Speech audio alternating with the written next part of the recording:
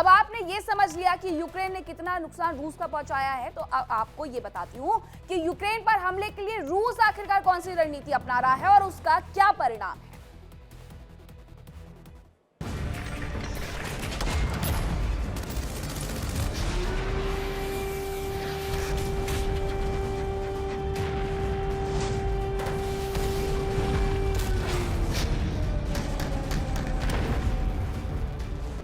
जहां एक ओर ज़ेलेंस्की की ओर से बदला लेने का प्रयास किया जा रहा है, तो वहीं रूस भी और भीषण वार कर रहा है।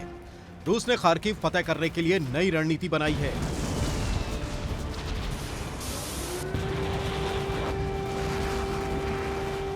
रूस की सेना लगातार आसमान में निगरानी कर रही है, साथ ही यूक्रेन के आसमानी कवच को भी नष्ट किया जा रहा है।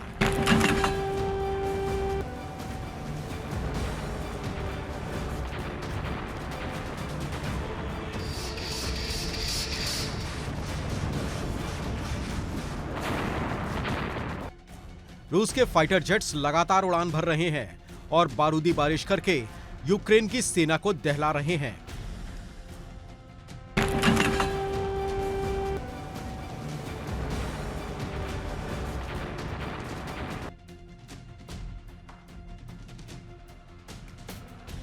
रूस की सेना लगातार कोऑर्डिनेटेड हमले कर रही है। बताया जा रहा है कि जिन इलाकों में रूसी सेना को आगे बढ़ना होता है, वहां रूसी वायु सेना टॉर्पेड बमबारी करती है। उस इलाके में पहले गाइडेड बम से हमले किए जाते हैं, फिर खाली इलाकों में जवान आगे बढ़ते हैं और कब्जा कर लेते हैं।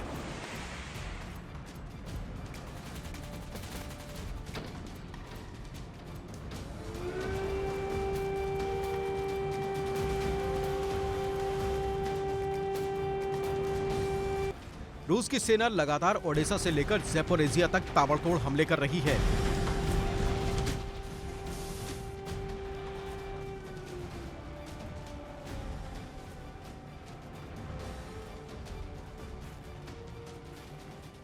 सूमी और बेलगोरोद में रूस की फौज आगे बढ़ रही है। खबरों के मुताबिक जवानों के लिए बैकअप फोर्स पहुंच रही है। माना जा रहा है कि जिन इलाकों पर रूस कब्जा कर रहा है, वहां चेक पोस्ट और कमांड सेंटर बनाए जाएंगे ताकि वहां कब्जा बरकरार रखा जा सके। खबर है कि खार्किव के वोल्चांस में भी भीषण जंग जारी है।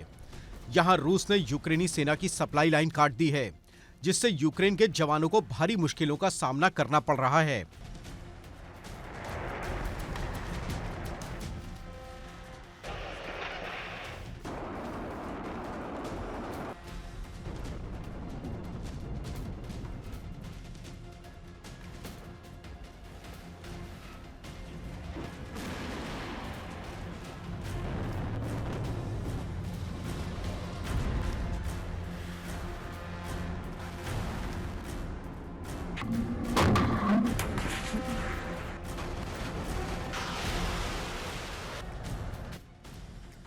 बताया जा रहा है कि रूसी सेना ने गाइडेड बम से हमले तेज कर दिए हैं।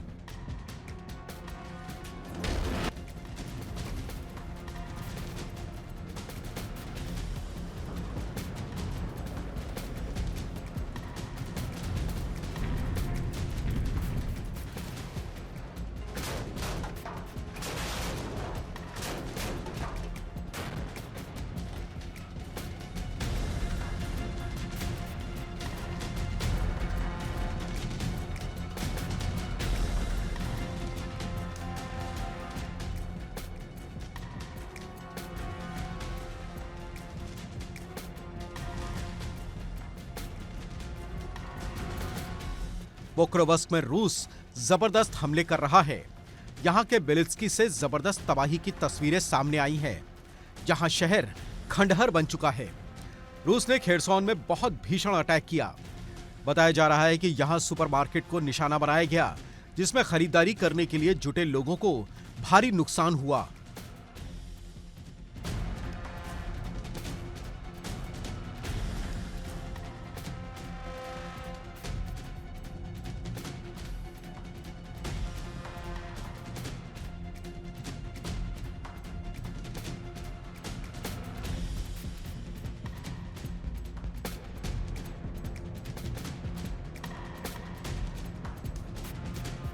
रूसी सेना लगातार ओडेसा पर हमले कर रही है। चोर्नोमोर्स्क में तेल और बटर बनाने की फैक्ट्री पर भीषण हमला किया गया। हालात तो ये हो गए हैं कि अब डोनेस्क में और जवानों की जरूरत है।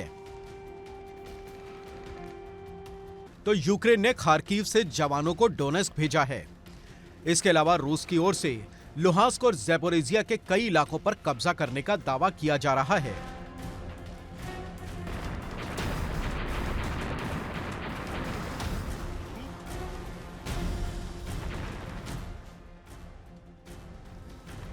साथ ही निप्रोपेट्रोवस्क के 5 गांवों पर भी रूसी सेना के कब्जे की बात कही जा रही है।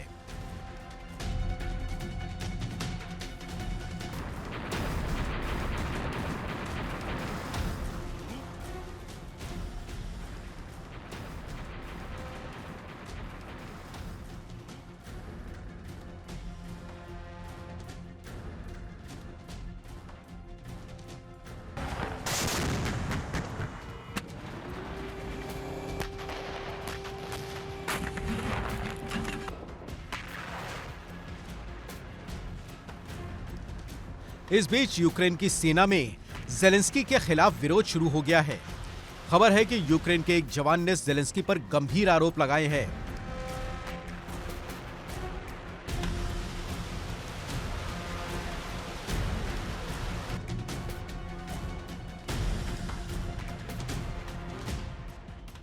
यूक्रेनी सरकार पर बॉर्डर की सुरक्षा में लापरवाही बरतने का आरोप लगाया गया है।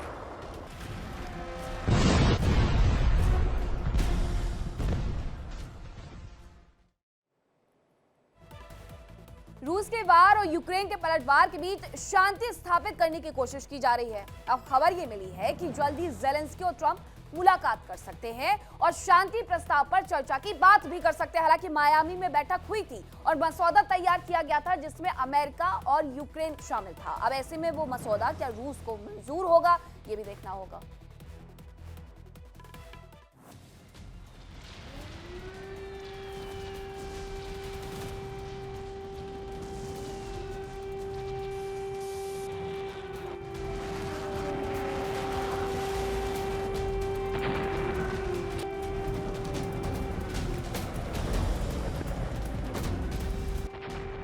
जंग में जारी तबाही के बीच बातचीत की कोशिशें भी जारी हैं।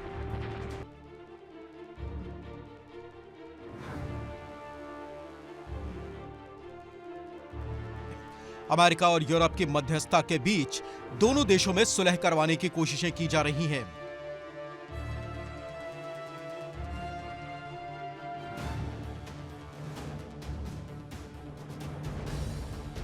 ज़ेलेंस्की ने यूरोपीय देशों के साथ मिलकर एक पीस प्लान तैयार किया है।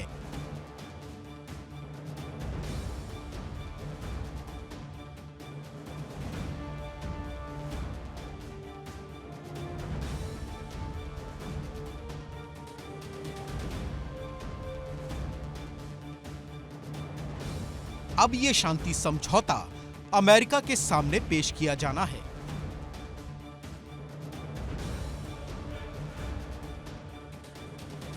बताया जा रहा है कि ज़ेलेंस्की और ट्रंप के बीच जल्द ही मुलाकात होने जा रही है। इस दौरान ज़ेलेंस्की ट्रंप के सामने समझौते का मसौदा पेश कर सकते हैं ताकि उनकी मंजूरी मिल जाए।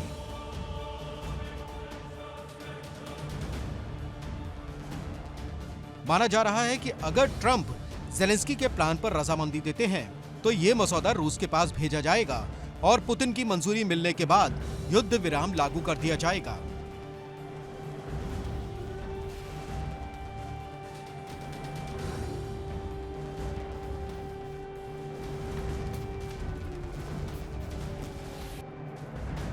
हालांकि अभी तक ये साफ नहीं हो पाया है कि रूस और यूक्रेन के बीच जिन मुद्दों को लेकर विवाद है उस पर समझौते में क्या फैसला किया गया है।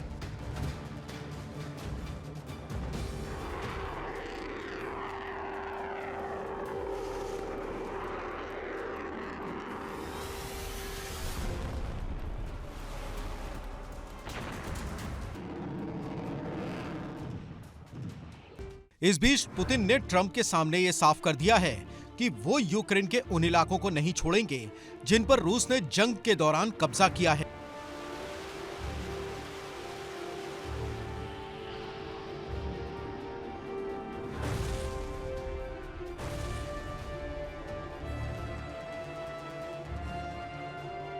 उधर जेलेंस्की भी कोई इलाका रूस को सौंपने को तैयार नहीं है।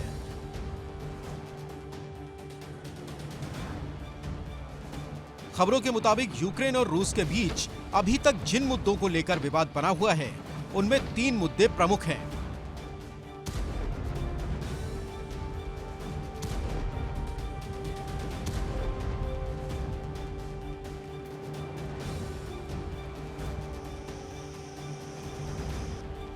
रूस की फ्रीज संपत्ति। एक अनुमान के मुताबिक जंग शुरू होने के बाद ही यूरोपीय देशों ने रूस पर जो प्रतिबंध लगाए, उससे रूस की करीब 353 अरब डॉलर की संपत्ति फंस गई।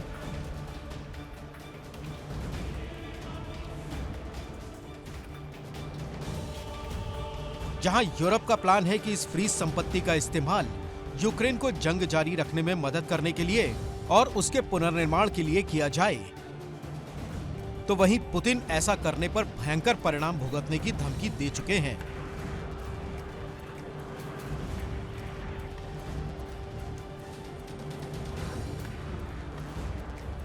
डॉनबास। रूस डॉनबास के एक बड़े हिस्से पर कब्जा करने का दावा कर रहा है और अपना कब्जा बरकरार रखना चाहता है, जबकि यूक्रेन उसे डॉनबास देने को राजी नहीं है।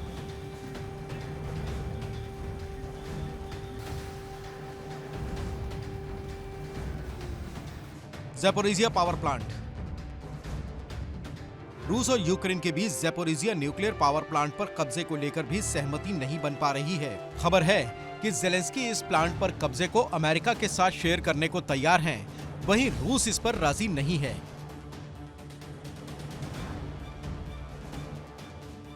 बताया जा रहा है कि जेलेंस्की देश में चुनाव करने को तैयार हैं, लेकिन देश में चुनाव कराने के लिए पैसा ही नहीं है और अब यूक्रेन चुनाव कराने के लिए भी दूसरे देशों की मदद पर निर्भर है।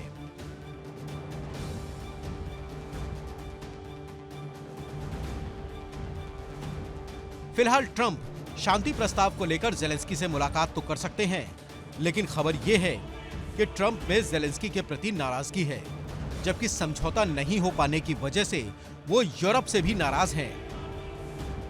और इस बीच अमेरिका और रूस करीब आते जा रहे हैं। फिलहाल सिर्फ इतना कह सकते हैं कि ये शांति समझौता सभी पक्षों को पसंद आ जाए और ये जंग थम जाए। हालांकि इसकी उम्मीदें कम ही नजर आ रही हैं।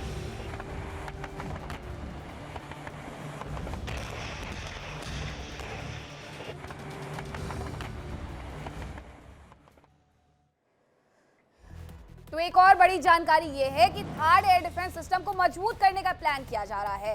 एयर डिफेंस सिस्टम पर और ज्यादा खर्च अमेरिका कर सकता है। इसके लिए बाकायदा नए इंटरसेप्टर्स आधुनिकीकरण पर जोर भी दिया जा रहा है। तो ये जानकारी अमेरिका से जुड़ी हुई आपको बता रहे हैं, जहां थर्ड एयर डिफेंस सिस्टम को और ज्यादा मजबूत करने के लिए अमेरिका और ज्यादा खर्च कर सकता है, नए इंटरसेप्टर्स लगा सकता है और साथ ही उसके आधुनिकीकरण पर भी काम कर सकता है। थर्ड एयर डिफेंस सिस्टम हालांकि ये उन्नत किस्म का माना जाता है एयर डिफेंस सिस्टम, और इसके बारे में ये कहा जाता है कि इससे भेद पाना नामुमकिन होता है, लेकिन अब इसे और ज्यादा उन्नत बनाने की तरफ अमेरिका कदम बढ़ाना चाहता है कि इसमें इंटरसेप्टर भी लगाए और इसके साथ साथ जो आधुनिकीकरण है इसका वो किया जा सके। इंटरसेप्टर इसमें अभी भी मौजूद है, लेकिन उन्नत किस्म के इंटरसेप्टर अमेरिका चाहता है कि थर्ड एयर डिफेंस सिस्टम में लगा दिए जाएं, ताकि कभी भी अगर उसे आवश्यकता पड़े तो कोई भी उसके किले में सेंध ना लगा पाए, उसे बिल्कुल भी भेद ना पाए। यही उसकी तैयारी है और इसीलिए वो थर्ड एयर डिफेंस सिस्टम को और मजबूत करने की तरफ अपने कदम बढ़ाते हुए नजर आ रहा है।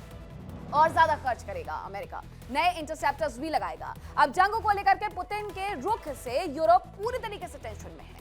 माना यह जा रहा है कि पुतिन भी अब यूरोप से टकराने की तैयारी कर चुके हैं और अब वो भी यूरोप को उकसाने का प्रयास कर रहे हैं। किस तरीके से वो बेलारूस में अपने जो हथियार हैं उनकी तैनाती करके यूरोप को उकसा रहे हैं, इस रिपोर्ट में देखिए।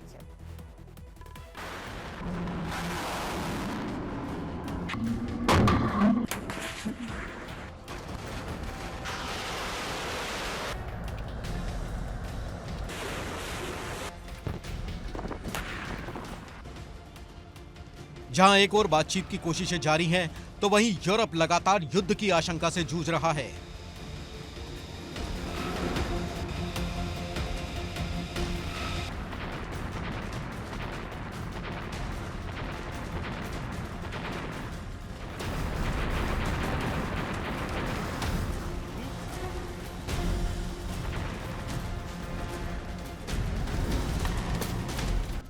रूस के कुछ कदम ऐसे हैं जिनसे इस आशंका से इनकार नहीं किया जा सकता कि ये जंग अब यूक्रेन के बाद दूसरे देशों में भी फैल सकती है।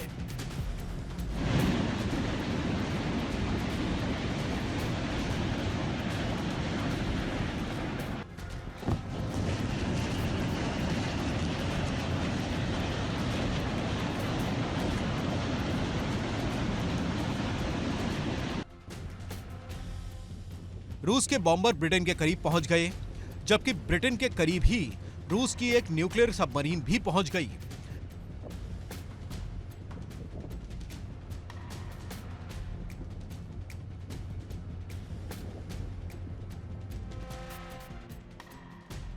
इसके अलावा पोलैंड में रूस के टोही विमान पहुंचे।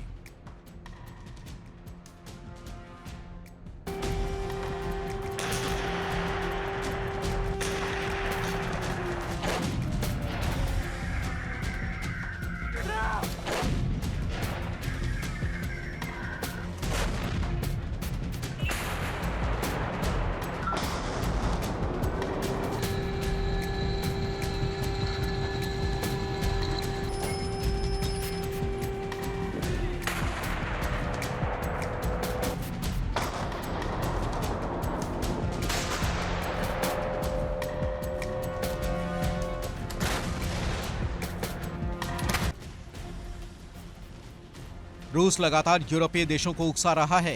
इसके पहले चरण में रूस ने ड्रोन से सर्विलांस किया। खबर है कि करीब 15 देशों में ड्रोन से घुसपैठ की गई।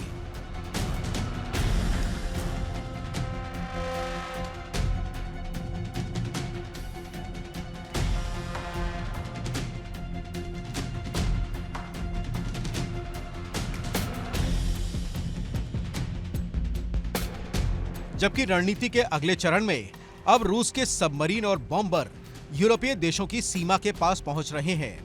माना जा रहा है कि रूस इसके जरिए दूसरे देशों का रिएक्शन देखना चाहता है।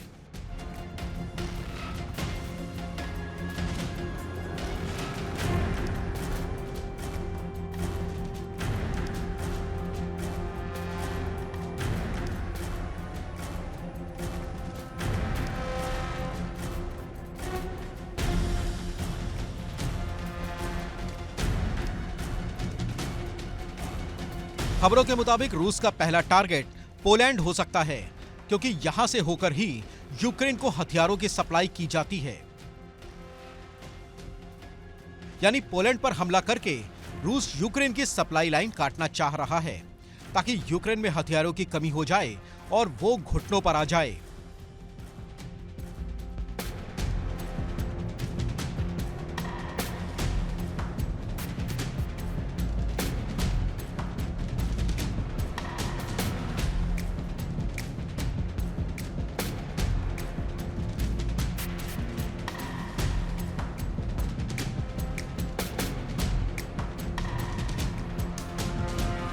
रूस के निशाने पर बाल्टिक देश एस्टोनिया, लातविया और लिथुआनिया भी हो सकते हैं। इसके अलावा जर्मनी और डेनमार्क भी रूस के निशाने पर आ सकते हैं।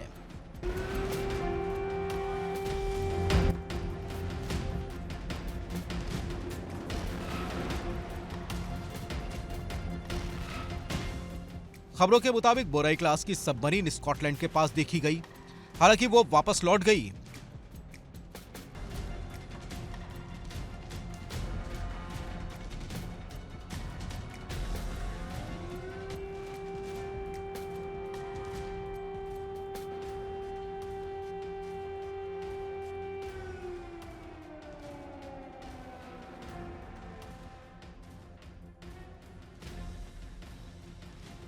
उधर खबर है कि रूस ने जर्मनी जाने वाले अपने लोगों को वीजा नहीं लेने को कहा है। यानी अब जर्मनी के साथ भी जंग के बादल छा सकते हैं।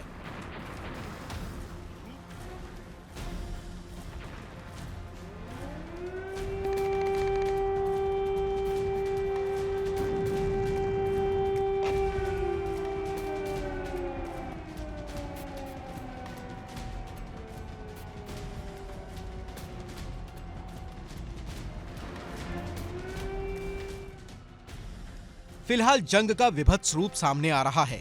माना जा रहा है कि ये जंग अब और भी भीषण होगी और बातचीत के नतीजे तो अब तक सिफर ही रहे।